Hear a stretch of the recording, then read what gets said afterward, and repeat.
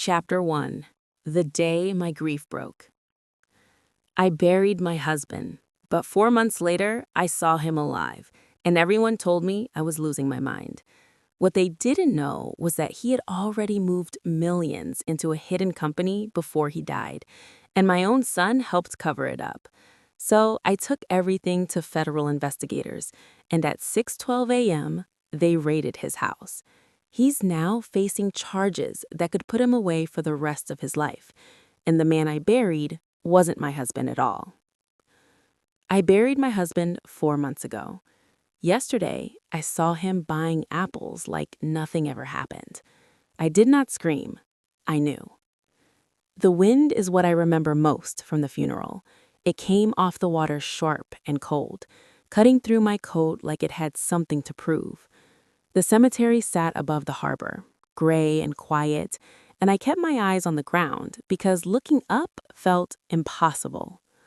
Elias held my hand the entire time, too tight, like he was not trying to comfort me, but keep me from moving. "Mom, please, you do not want to remember him like that."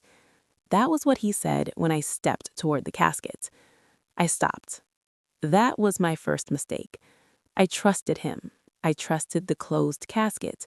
I trusted the signatures he placed in front of me, the ones I signed without reading, because grief made everything feel far away. People spoke about Gideon like he had already become a memory, a man who built something steady, who showed up, who could be counted on. I nodded along. I never saw his face. 4 months later, I stood in a grocery store nearly an hour from home. I had no reason to be there. My body had simply followed a road it remembered from years of driving to the marina supply business Gideon and I built together. I was reaching for a loaf of bread when I heard his voice. Not similar, not close. His. I froze. Not because I was confused, because I recognized it instantly. When I turned, Gideon stood at the checkout. He looked older, thinner, but not different. His shoulders still leaned forward, his right side slightly lower. He shifted his weight the same way he always had, like he was about to step into something even when standing still. I said his name. He turned, and for a moment, something flickered in his eyes. Recognition. Then it was gone. "Ma'am, I think you have the wrong person." His voice was calm, controlled, the kind of calm that felt practiced. He told me his name was Daniel Brooks. I did not argue. I did not raise my voice. I looked at his hand.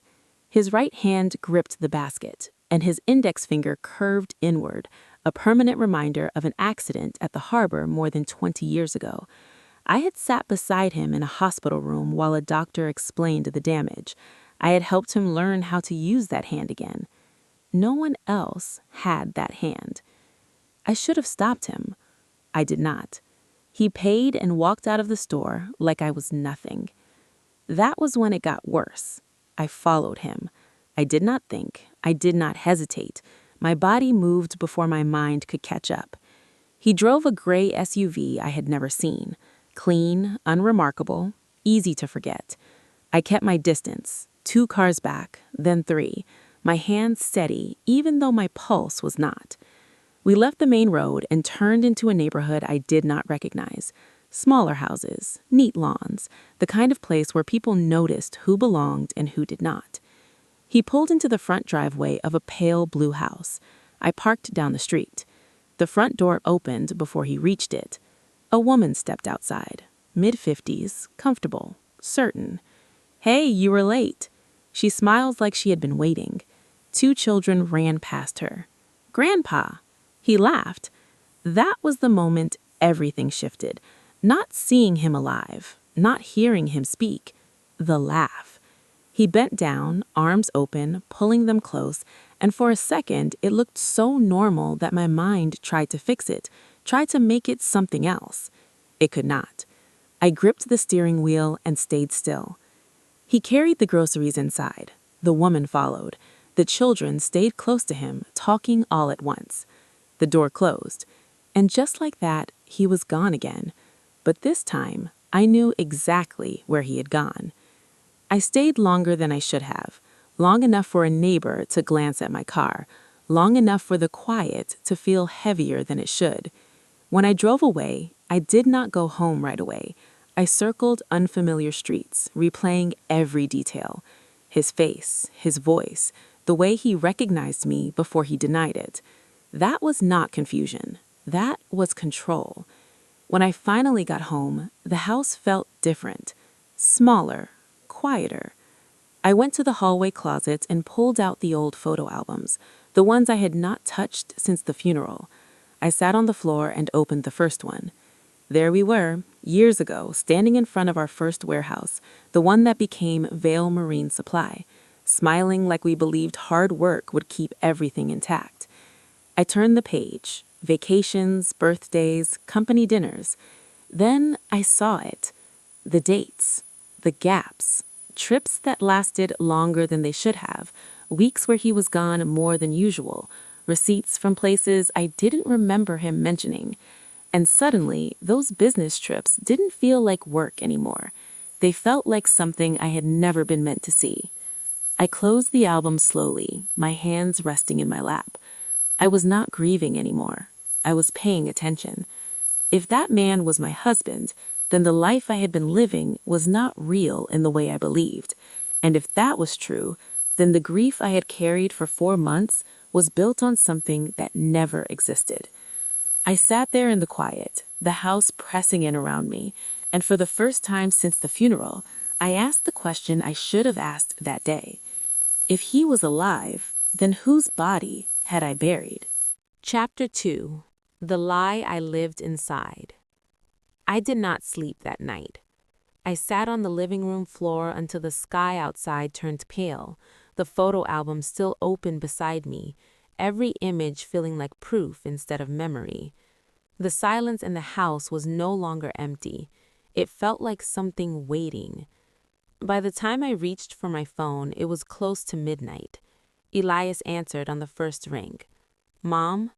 His voice was tight, awake, like he had been expecting me. I did not ease into it. "I saw your father today." There was a pause. Not shock, not confusion.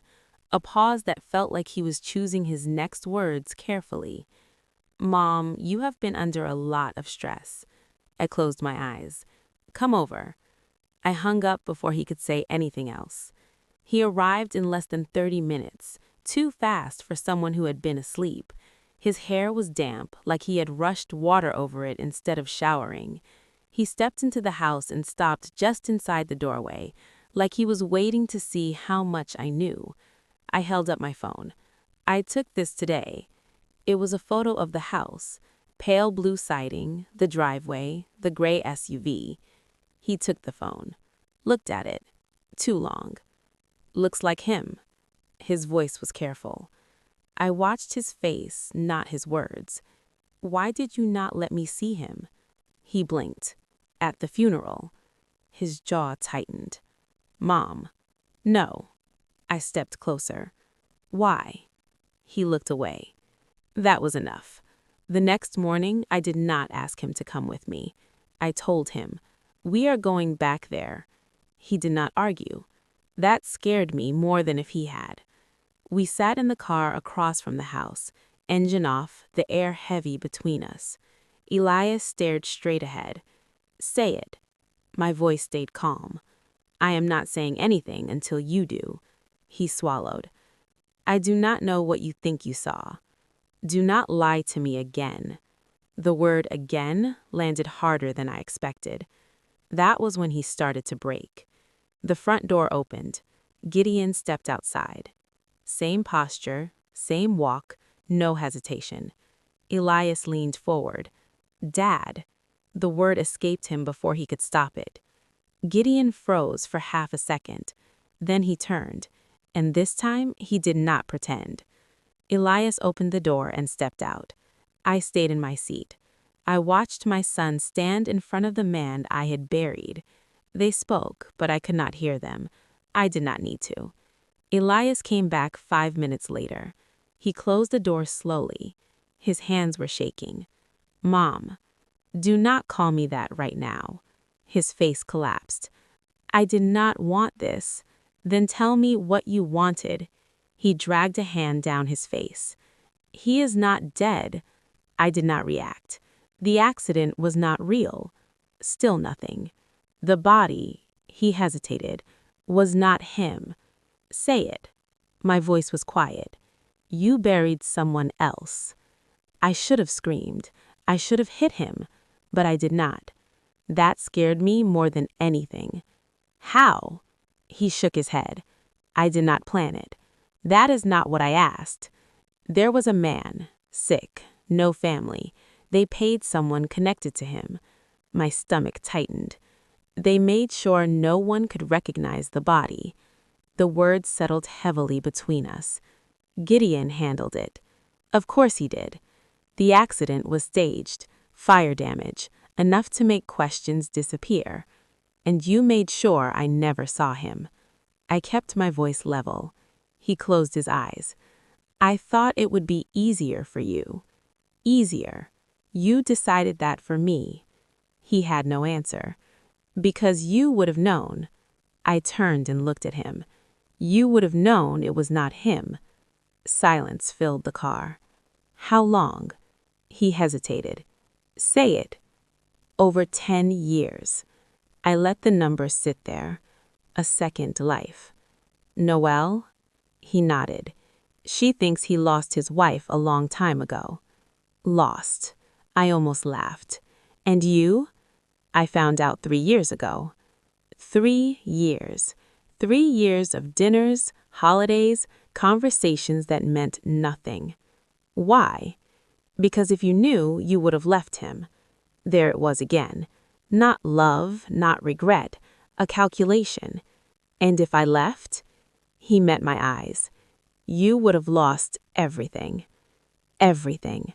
The house, the accounts, Vale Marine Supply, the future he had built. So he erased me instead. And you helped him. He did not deny it. I did not know what else to do. You could have told me. His voice broke. I was trying to protect you. No. I shook my head slowly. You were protecting him. That landed. I could see it. For the first time, he stopped defending himself. I leaned back in my seat and looked at the house again. Curtains shifted slightly, life continuing like nothing had happened. He has a family there. Elias nodded. Kids?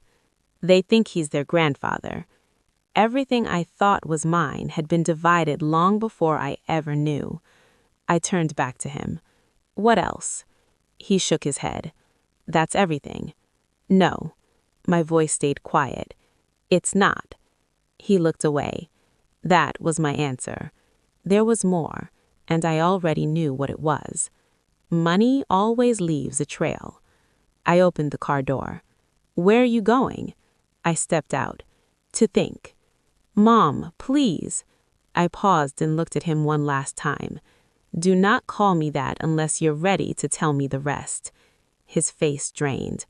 I closed the door. They thought they were protecting something. They did not realize they were building a case. For the first time, I saw fear in him. Not fear of losing me. Fear of what would happen if I stopped believing their version of the truth. Chapter 3. What they thought I would never see. The next morning, I stopped feeling like someone who had been hurt and started thinking like someone who had been played. I did not go back to the Blue House. I did not call Elias. Silence was not weakness anymore. It was strategy. For the first time since the funeral, I was not reacting. I was watching. 2 days passed before I made the call. Rowan Mercer picked up on the second ring. I heard you might reach out, he said. His voice was steady, older, the kind of voice that did not waste words. I need to know what really happened, I told him. A short pause. Do you want the truth or something you can live with? I am past that. He did not ask anything else. Bring me everything. I met him in a small office above a hardware store near the marina. The place smelt like dust and old wood, like nothing had changed there in years. I gave him the address, the name Daniel Brooks, the photo, and what little Elias had admitted. Rowan did not react. He just nodded. "Give me a few days." It took 4. When he called back, his tone had shifted. "This was planned," he said. I sat down slowly. "Explain." "There are 2 active households," he said. "One under your husband's real name, one under the alias. Utilities, tax records, long-term usage. This is not recent. 2 lives, running side by side.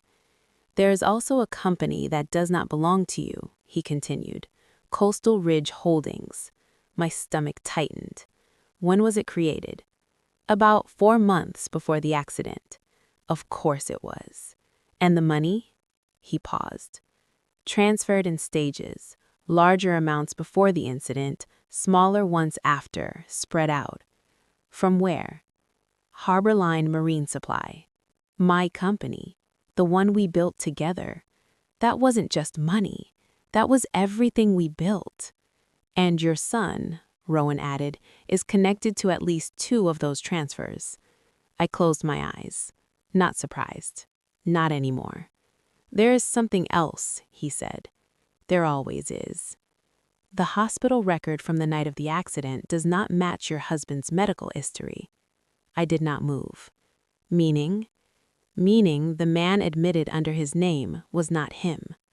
The room felt smaller, not because of what he said, because of how clean it sounded, like a system that had worked exactly as intended. I drove home in silence, no music, no distractions, just pieces connecting. The funeral, Wyatt Pierce speaking too fast, Elias standing in front of the casket. "Mom, please." I had stepped back, I had trusted him. That was the second mistake. That night I went through every document again, the papers Elias gave me, the ones I signed without reading, ownership adjustments, access permissions, language that had nothing to do with grief, and everything to do with control. He did not leave me, he replaced me. The next morning I called Dana. "I need you to look at something," I said. She listened while I explained everything. When I finished, she let out a slow breath. "This is fraud," she said. "Identity fraud, financial fraud, and possibly more. I want all of it. You need proof that connects your son directly. I will get it." There was a pause. "Be careful how you do that," she said. I already knew how. I called Elias that afternoon. He answered after the second ring. "Mom, I want to meet." Silence. "Why?" "Because we are not finished." We met at a quiet restaurant just off the highway, the kind of place no one remembered after they left. He looked tired, worn down. Good. I sat across from him and did not pick up the menu. Neither did he.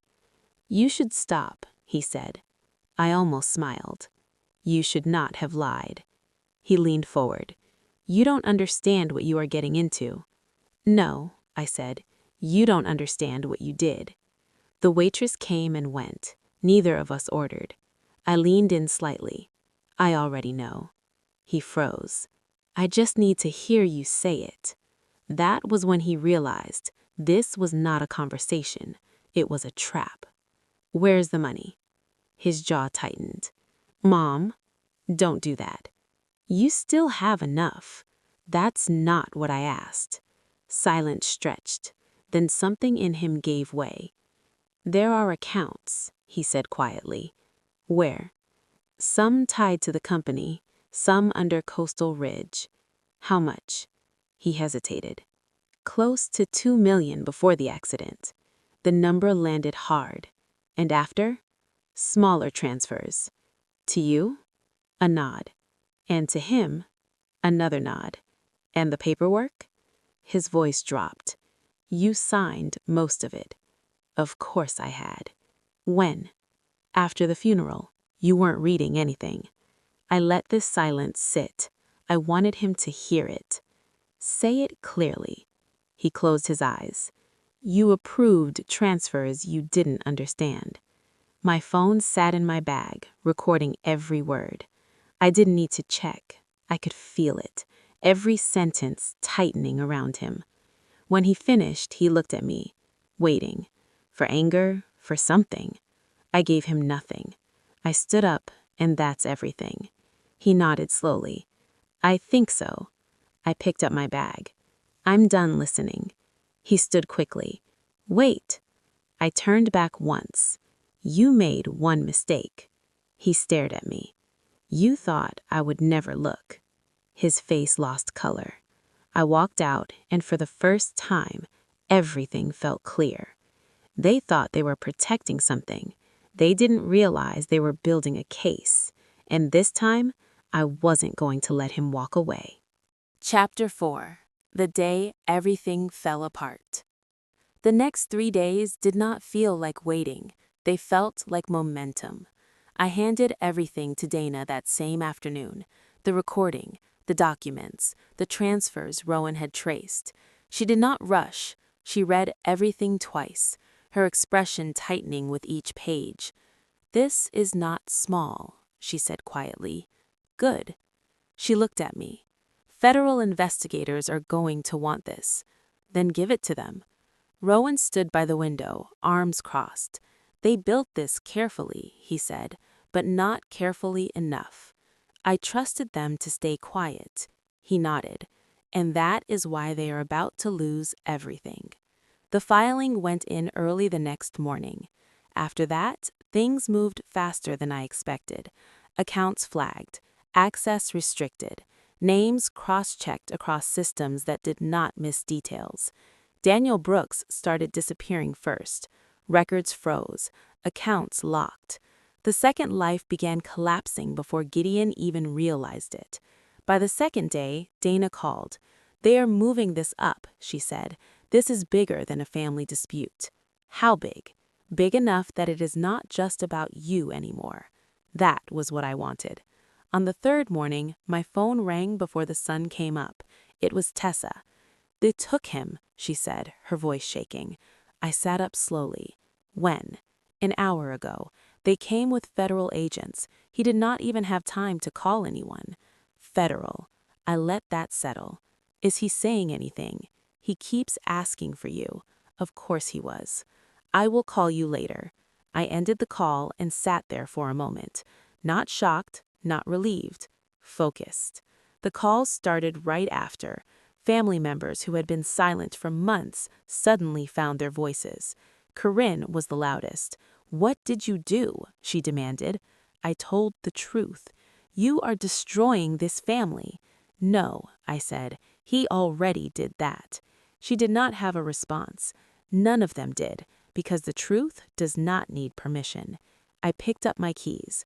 I did not hesitate. The blue house looked the same as it had the first time I saw it. Peaceful, ordinary, a lie built to look like stability. I walked up to the door and knocked. No waiting, no second thoughts. The door opened. Noelle stood there, confusion softening her expression. Can I help you? She did not know who I was. That almost made it worse. I stepped past her. I need to speak with him. Excuse me? Her tone sharpened, but she did not stop me. I was already inside. The house smelled like coffee and something warm. A life lived openly. No suspicion, no fear. Footsteps approached. Gideon stepped into the room. For a moment, he looked exactly like he always had. Calm, controlled. Then he saw me, and something slipped. Get out, he said.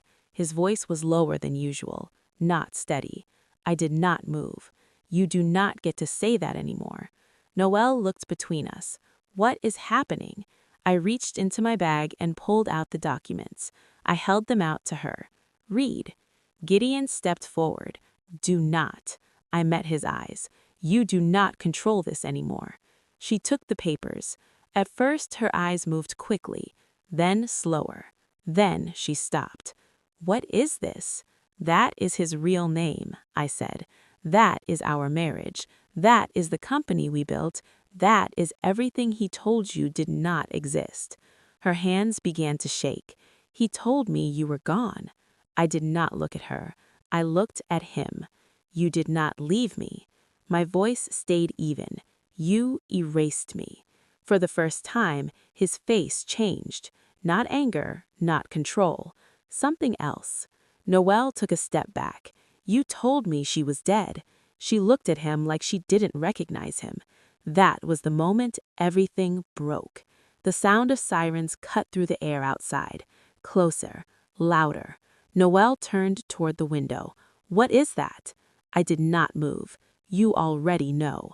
Gideon moved toward the hallway. Fast. 2 steps. That was all he got.